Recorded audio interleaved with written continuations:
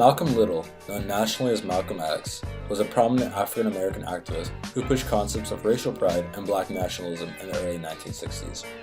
Malcolm X was also an influential member of the Nation of Islam. The assassination took place in the Audubon Ballroom on February 21, 1965 in New York, New York. Thomas Hagen, a member of the Nation of Islam, was 25 when the assassination occurred.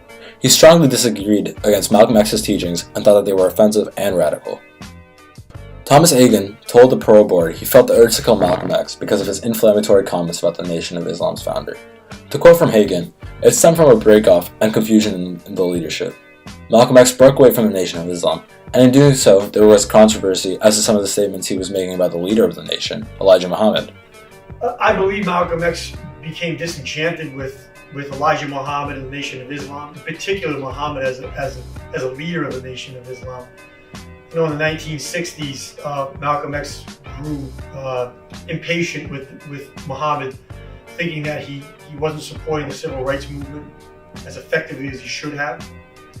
And then later on, we know that Malcolm X heard rumors at first of Elijah Muhammad having extramarital affairs with young secretaries that worked in the offices of the Nation of Islam. Malcolm came to believe these. Muhammad actually admitted to it later on. The main murder weapon was a sawed-off shotgun, with members in the crowd of the Audubon Ballroom rumored to have been also firing handguns, hitting Malcolm X in the chin, hand, and chest.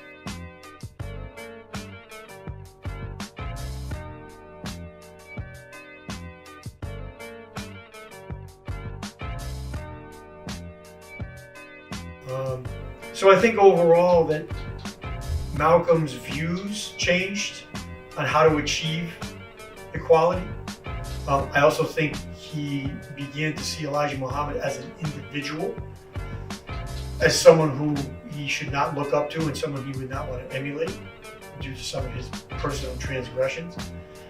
So I think, yes, when you look at Malcolm X, I think he was justified in the way he felt about Elijah Muhammad and the Nation of Islam. And I think he was justified in the reasons for breaking away from the nation. Malcolm's influence on the African American community and the Islamic community has made a long-lasting impact. He was deemed to be one of the most prominent figures in the Black nationalist movement. His ideas for race pride and self-defense became core concepts in the Black Power movements of the 60s and the 70s. Thomas Hagen left jail on parole after he had served a sentence of 44 years. It is believed Malcolm X's last words were "As-salamu alaykum," which exemplifies how his views evolved over time and his overall impact on history.